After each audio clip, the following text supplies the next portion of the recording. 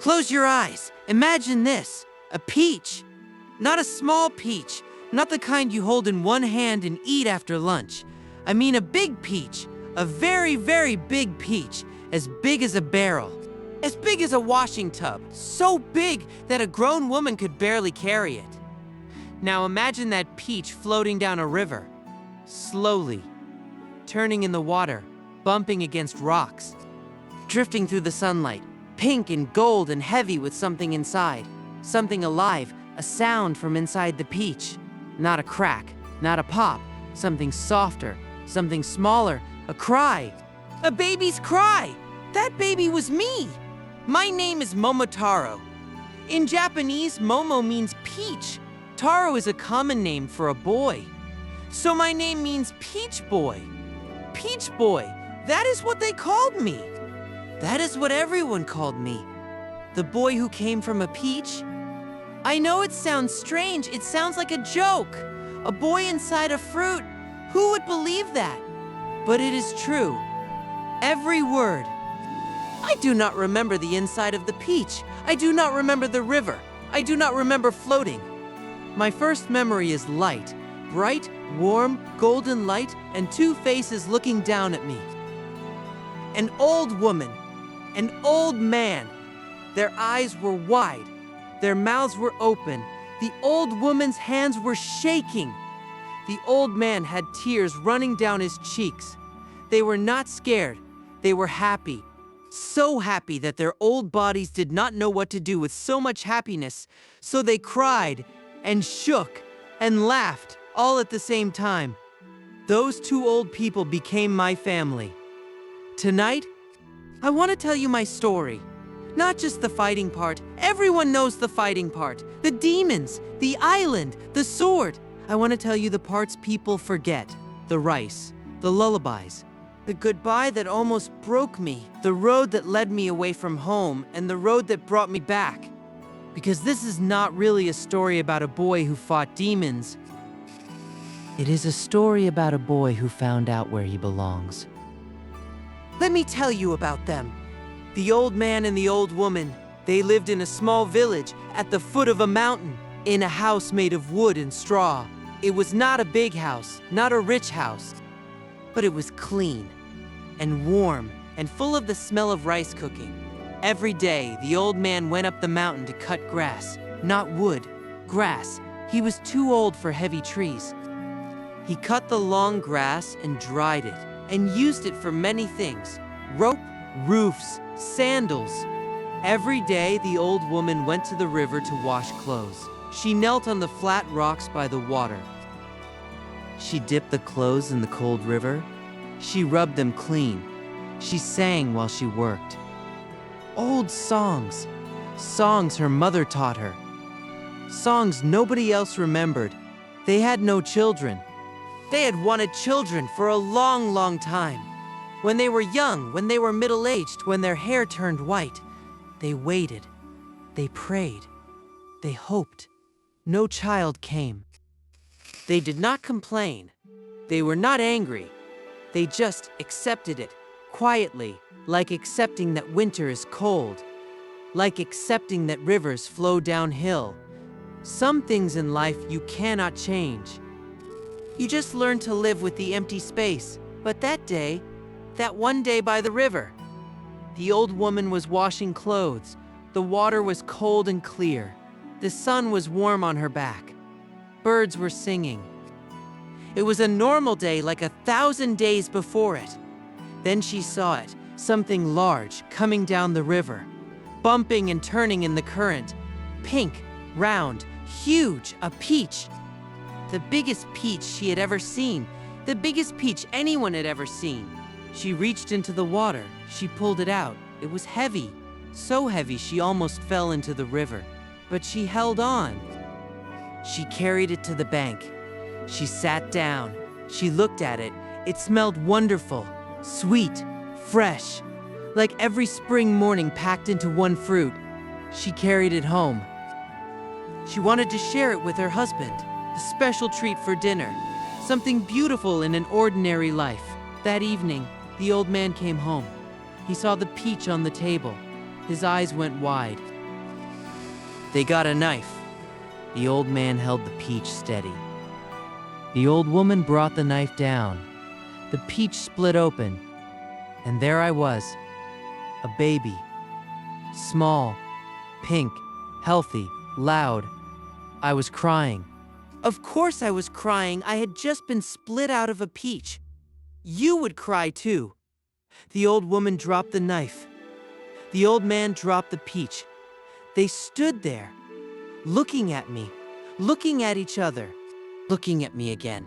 Then the old woman picked me up. She held me against her chest, her old, thin, shaking arms. She held me so tight, she whispered, "The gods heard us after all these years."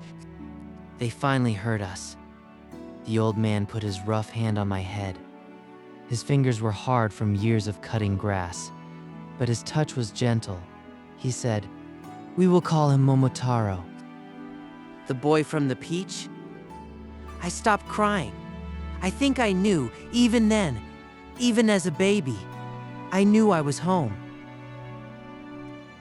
I grew up fast, not strange fast like some magical stories, normal fast. The way all children grow. One day I was crawling, then walking, then running, then climbing trees, then getting in trouble for climbing trees. But I was strong, stronger than other children, much stronger. When I was 5, I could carry a bag of rice that grown men struggled with. When I was 8, I could chop wood faster than the old man. When I was 10, I could wrestle any boy in the village and win without trying. The old man and the old woman did not know why I was so strong. Neither did I. It was just how I was. Like how some birds can fly higher than others. Like how some rivers run faster. I was born strong. Or maybe hatched strong from a peach. But this part of my story is not about strength. It is about something softer. It is about mornings. Every morning I woke up to the same smell. Rice, steaming, hot, white rice. The old woman woke up before the sun to make it. By the time I opened my eyes, the rice was ready, the house was warm, the fire was crackling. She would put a bowl in front of me. A big bowl, piled high, steam rising from the top like a small cloud. She would say, "Eat, Momotaro. You're a growing boy. Eat." Every morning, for years and years, the same words, the same bowl, the same love. I did not understand it then. When you are a child, you think everything is normal. You think every child wakes up to warm rice and a gentle voice. You think love is just the way the world works? Like gravity, like sunlight, just there, always. You do not realize until later that love is not automatic. Love is a choice someone makes every single morning to wake up before the sun. To light the fire, to cook the rice, to put the bowl down and say, "Eat, you are growing." That is what love looks like. Not grand, not dramatic, not like the stories. Just a bowl of rice. Every morning without fail, without asking for anything back. The old man taught me things too. How to tie rope, how to sharpen a blade, how to read the clouds for rain, how to bow properly, how to say thank you and mean it. But the most important thing he taught me, he did not say with words. He taught me by how he treated the old woman every evening. When he came home from the mountain, he took off his sandals at the door. He washed his hands in the bucket. And the first thing he said every single time was, "I am home." And she would say, "Welcome back." 2 sentences, simple, small, but they held everything, every evening for 40 years. I'm home, welcome back. That is what a family sounds like.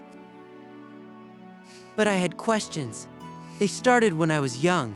Small questions, the kind a child asks without knowing they are big. Why is my skin different from other children's? Why am I so strong? Why do the other children look like their parents, but I do not look like mine? The old woman always said the same thing. She said, "You are special, Momotaro. The gods sent you to us." inside a peach. You are our gift." And I believed her, for a while. But as I grew older, the questions got bigger. Where did I come from? Not the river. Before the river, before the peach. Why was I inside a peach? How did I get there? Who put me there? Did I have other parents? Real parents? Were they looking for me? Am I human? Fully human? Human children do not come from fruit. So what am I? I did not ask these questions out loud. I kept them inside. Like stones in my pocket, I carried them everywhere. They got heavier every year, some nights. I lay on my futon and stared at the ceiling. The old man and the old woman were sleeping beside me. I could hear them breathing, slow, steady, the sound of people who had worked hard all day and earned their rest. I loved them. I loved them more than anything. They were my parents, my real parents, not by blood, by choice, by rice. By every morning and every evening for my whole life. But love does not answer all questions. I still did not know who I was, or why I was here, or what I was supposed to do. I just knew that I was strong, very strong, stronger than anyone in the village. And strength without purpose is just weight. Something heavy you carry around that does not help anyone. I needed a reason. I did not know it yet, but the reason was coming. It was already on its way, carried by the wind. From across the sea, from a dark island covered in smoke. The trouble started slowly. First, small things. A farmer's storehouse broken into at night. Rice stolen. Tools missing. Strange, large footprints in the mud. Footprints that did not look human. Too big, too deep. Then bigger things. A fishing boat destroyed, smashed to pieces on the shore. Not by a storm. The sky had been clear. Something had broken it on purpose. Then worse. People from the next village came, walking, carrying their children, carrying nothing else. Their faces were gray. Their eyes were empty. They said, "The demons came." Demons. Oni, in Japanese. Oni means a kind of monster. Big, strong, horns on their heads, skin that is red or blue or green. They carry iron clubs. They are cruel. They take what they want. They destroy what they do not want.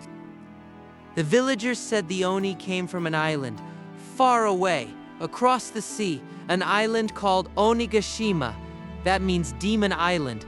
They came on boats in the middle of the night. They broke into houses. They took rice. They took gold. They took anything valuable. If people tried to stop them, the demons laughed.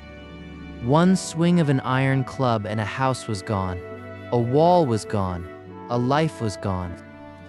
I stood in the village square and listened to these people. These tired, frightened, homeless people. A mother was holding her baby. The baby was crying. The mother was not. She had no tears left. An old man was sitting on the ground, just sitting, staring at nothing. He had lost everything. His house, his rice, his whole life, gone in one night. A little boy, maybe 6 years old, was standing alone. He was holding a stick, just a stick. He was holding it like a sword. His face was serious, brave, but his hands were shaking. That boy with the stick. Something broke inside me when I saw him. Not the bad kind of breaking, the clear kind.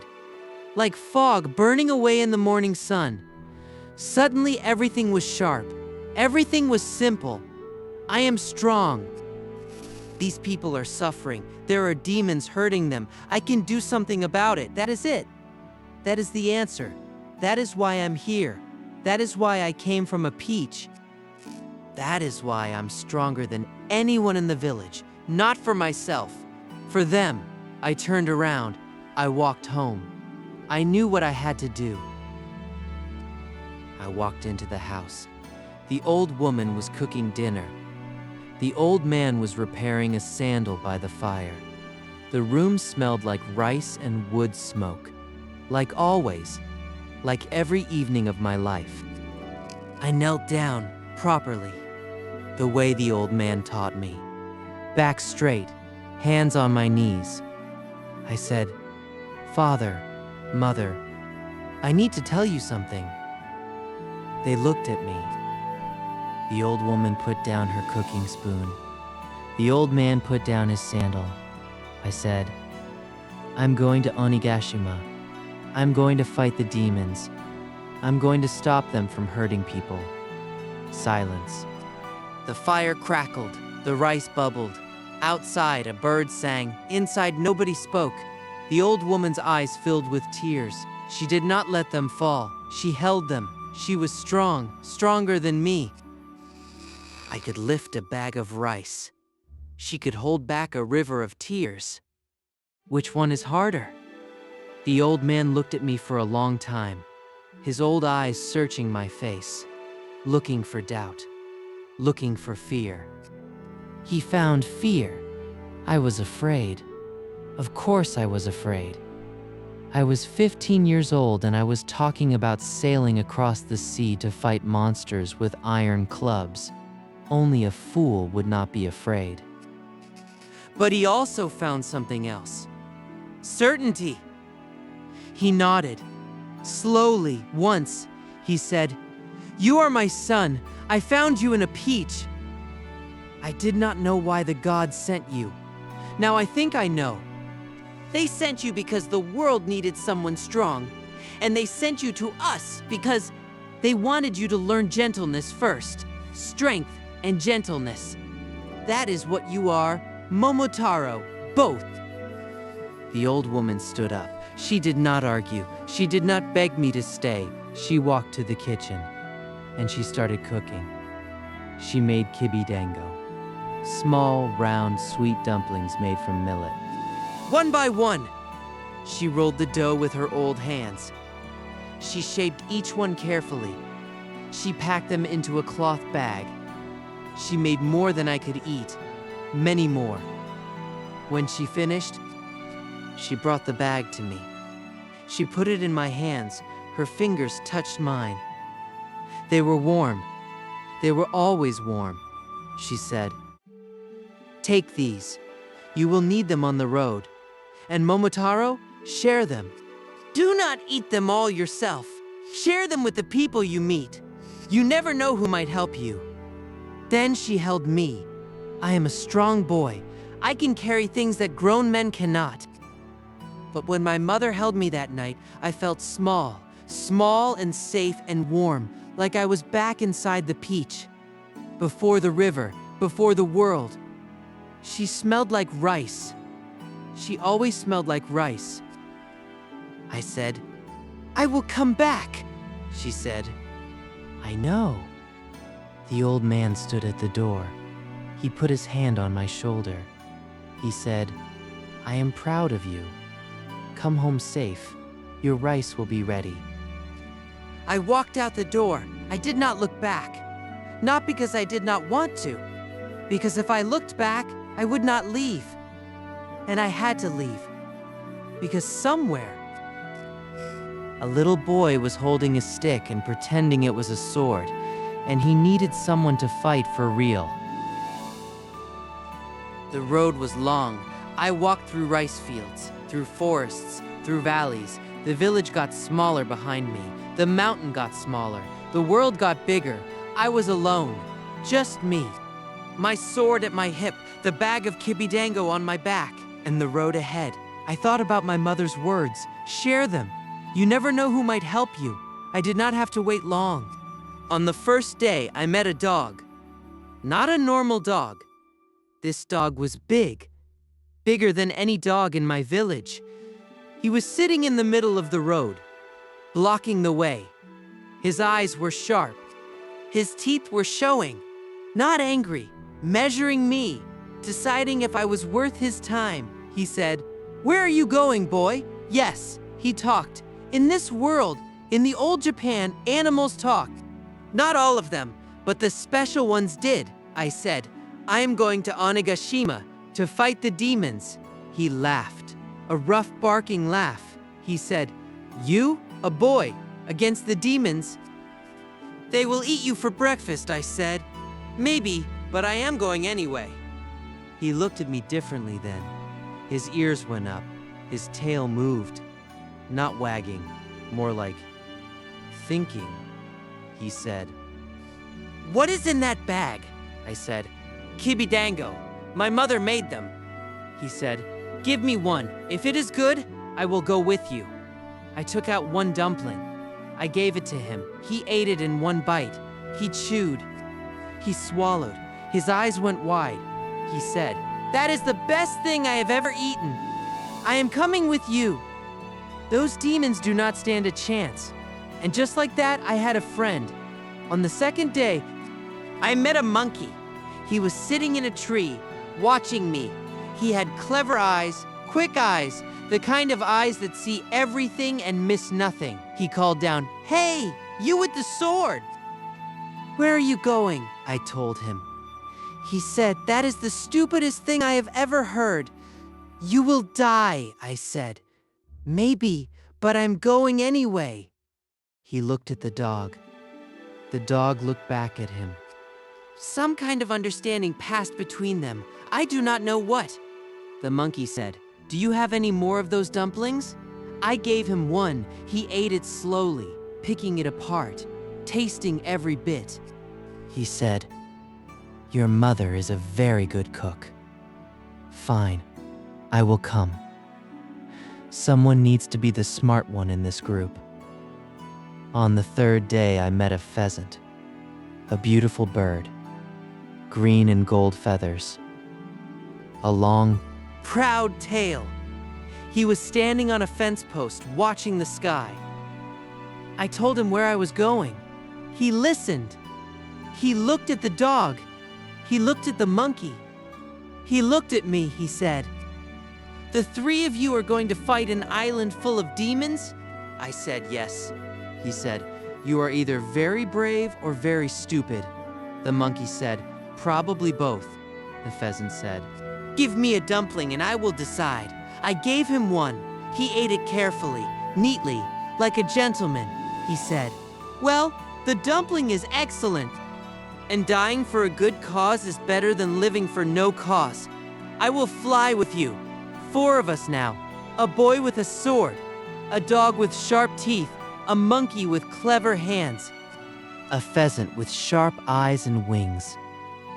We were not an army. We were barely a team, but we had something. We had Kibidango. We had a road. We had a reason. And we had each other. My mother was right. Share. You never know who might help you.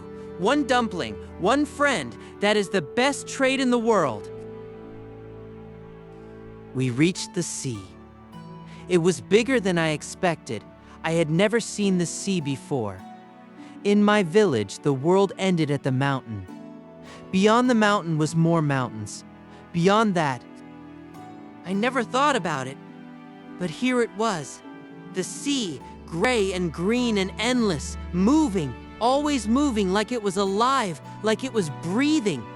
And out there, somewhere in the gray water, was the island, Onigashima. We found a boat, an old fishing boat, small, it leaked a little. The monkey complained, the dog told him to shut up. The pheasant sat on the front of the boat and watched the horizon.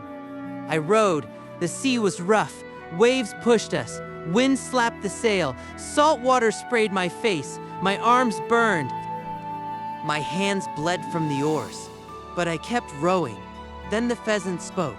He said, I see it. I looked up, an island, dark, rising out of the sea like a fist made of rock, black cliffs on every side. No beach, no harbor, just walls of stone going straight up, and at the top, behind the cliffs, smoke, thick, greasy, dark smoke. and red light. The kind of red light that comes from big, angry fires. The closer we got, the more I could hear. Sounds from the island, drums, deep, heavy drums, pounding like a giant heartbeat, and voices, loud, rough, ugly voices, laughing, shouting, singing terrible songs. The smell hit next. Rotten food, burning wood, something sour and sharp that stung my nose. The smell of creatures that do not care about anything clean. The dog growled. Low and steady, the monkey was quiet for once. The pheasant said, There's a gate at the top of the cliff. One gate, made of iron, I said. Then that is where we go. We climbed. The cliff was steep, wet. Sharp rocks cut my hands. The dog climbed with his claws digging into stone. The monkey climbed faster than all of us. The pheasant flew to the top and waited. We reached the gate, iron, huge, twice as tall as me, thick as my arm. Behind it, I could hear them. The demons, close now. So close, I stood in front of the gate, my sword in my hand. My friend's beside me. The dog said, Ready. The monkey said, Ready. The pheasant said, Ready. I kicked the gate open. I will not lie to you. They were terrifying. The demons, the Oni, they were everything the story said and worse. Big, so big. The smallest one was twice my height. The biggest one was 4 times. Their skin was red and blue and green. Their muscles were like ropes twisted under leather. Each one had horns, 2 horns, curving up from their foreheads like a bull's horns, but bigger, sharper. They carried iron clubs, huge iron clubs covered in metal spikes. One swing could break a wall, one swing could break a person, and their faces ugly, angry, wild mouths full of fangs. Eyes yellow and burning, looking at us like we were insects, like we were a joke. For 1 second, I felt it. Fear. The kind of fear that freezes your legs. The kind that tells you to turn around and run and never stop running. 1 second, then I looked to my left. The dog was there, teeth showing, ready. I looked to my right. The monkey was there, eyes sharp, ready.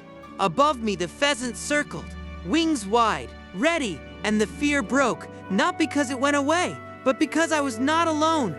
Fear is heavy, but 4 people can carry a heavy thing that 1 person cannot. I raised my sword. I said 1 word, go. We moved. The dog went low. He was fast, so fast. He ran between the demon's legs, biting ankles, biting knees. The demons swung their clubs down, but the dog was already gone. Here, there, everywhere. Like a shadow with teeth, the monkey went high. He jumped on their backs.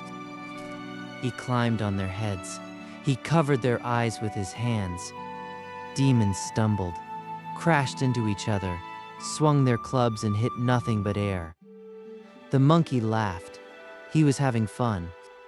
In the middle of a battle, he was having fun. That is who he was. The pheasant attacked from the sky, diving down like an arrow. His sharp beak aimed at eyes, at ears, at anything soft. The demons could not hit what they could not reach. They swung at the sky. The pheasant was already behind them. And me, I went for the middle. I will not describe every moment. I will not describe every swing of my sword. This is a bedtime story, and some things are better left in the shadows. But I will tell you this, I was strong, stronger than I knew. My sword cut through iron clubs like they were made of bamboo. My body moved in ways I did not plan. Like the peach, like the river. Like something inside me knew what to do before my brain did. The demons fell, one by one. Some ran, some hid, some threw down their clubs and covered their heads. And then there was the biggest one, the chief, the leader. He sat on a throne made of stone. He had not moved the whole time. He was waiting, watching, testing me. He stood up. He was enormous. The ground shook when he stood. His shadow covered me completely. His club was as big as a tree trunk. His eyes burned like two coals. He swung. I dodged. He swung again. I ducked. He roared. A sound that made the rocks shake, that made the fire flicker, that made my bones vibrate inside my body. He swung a third time, the biggest swing, everything he had. I did not dodge this time. I met it, my sword against his club, iron against iron. The sound was like thunder.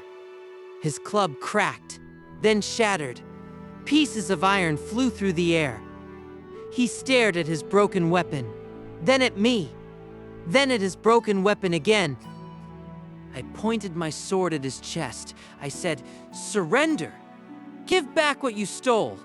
Stop hurting people, or this ends differently." He looked at me, this old, powerful, terrible creature. He looked at a boy with a sword and a dog and a monkey and a pheasant, and he knelt. The chief of the demons knelt. One by one, the others knelt too. It was over. We took back everything. All the rice they had stolen, all the gold, all the treasures. We loaded them onto the demons' own boats. There was so much that the boats sat low in the water. The demons watched us leave, standing on their dark island. Their chief stood at the front. He did not look angry. He looked tired, like he had been carrying something heavy for a long time. And someone had finally told him he could put it down. I did not hate them. I thought I would. When I left home, I thought I would hate the demons. I thought they were evil, pure evil. Monsters with no feelings. But when I saw the chief kneel, I realized something. He was not evil. He was strong, and he had used his strength to take instead of give. That is not evil. That is lost. He was a strong creature who never found his reason. He never had an old woman to teach him gentleness. He never had kibidango to share. If I had been born on that island instead of inside a peach, maybe I would have been just like him. That thought stayed with me. On the boat, on the sea, all the way home. The road home was different. The same road, the same forests, the same rice fields. The same mountains, but everything looked different. Because I was different. I was not the same boy who would walk this road the other way. That boy was scared, uncertain, full of questions. Who am I? Why am I here? What am I supposed to do? I did not have all the answers yet, but I had one, the most important one. I am Momotaro. I came from a peach. I do not know why. Maybe I will never know, but I know what I am for. I am for this. For walking toward the thing everyone else runs away from. For sharing what I have with the people I meet on the road. For fighting. Not because I want to, because someone has to. That is enough. That is more than enough. The dog walked beside me. Loyal, steady. He had not left my side once during the whole journey, I said. Thank you for coming with me. You did not have to, he said. You gave me a dumpling, and you walked toward the island instead of away from it. That is a person worth following. The monkey was ahead of us, as always, climbing things, chattering, restless. But every few minutes he looked back, checking, making sure we were still there. I think he was more loyal than he wanted anyone to know. The pheasant flew above, high and free, his gold and green feathers catching the sunlight. He did not say much. He never said much. But he was always there. Every time I looked up, he was there. One dumpling, one friend. 3 dumplings, 3 friends. My mother was the wisest person I ever knew. Then I saw it. The mountain. My mountain! It had not changed. Of course it had not changed. Mountains do not change. People change. Mountains wait. And at the foot of the mountain, the village, and in the village at the edge, a small house, wood and straw, smoke coming from the roof. My house. I walked faster. Then I ran. I could not help it. My legs just started running. The dog ran beside me. The monkey ran ahead. The pheasant flew in circles above us, calling out. The door was open. She was standing there. The old woman, my mother. She was smaller than I remembered, or maybe I was bigger. Her hair was whiter. Her back was more bent, but her eyes were exactly the same. Warm, patient, full of a love that had been waiting. She looked at me. I looked at her. She said 2 words, "Welcome back." I dropped everything. The sword, the bag, the treasures, everything. I ran to her. I held her. I picked her up off the ground. This tiny, old, warm woman who had woken up before the sun every morning to make rice for a boy she found inside a peach. I said, "I'm home," she said. "I know, your rice is ready." The old man came around the corner. He had been in the back, cutting grass. He saw me. He stopped. His knife fell from his hand. He did not run. He was too old to run, but he walked fast. As fast as his old legs could carry him. He put his arms around both of us, me and the old woman. He held us. His arms were thin and weak and shaking, but they held everything. "I'm home. Welcome back. Your rice is ready." That is what a family sounds like that night. We sat by the fire, all of us. The old man, the old woman, me. The dog lay by the door. The monkey sat on the roof, eating a stolen persimmon. The pheasant roosted in the tree outside, one eye open, keeping watch. The old woman gave everyone rice. Big bowls, piled high, steam rising, she said. "Eat! You are all growing," the monkey called down from the roof. "I am fully grown, thank you," the dog said. "Be quiet and eat." The pheasant said nothing, but I heard him pecking at the bowl she had placed under the tree for him. I ate my rice. It tasted the same, exactly the same. Nothing had changed about that rice. She made it the same way she had always made it. The same water from the same well, the same pot on the same fire. But it tasted better, not because the rice was different, because I was different. I had walked a long road. I had been afraid. I had fought. I had won. I had come back, and coming back made everything taste better. The rice, the air, the sound of the fire, the smell of the straw roof, my mother's voice, my father's hand on my shoulder. Everything. So tonight, I want to say something to you, whoever you are, wherever you are. Maybe you're in the middle of your journey, on the road, far from home, scared, not sure if you can do what you need to do. Keep going, one step more, then one more. You will find friends on the road, maybe in strange places, maybe in strange shapes. A dog, a monkey, a pheasant, a person you did not expect. Share what you have, even if it is small.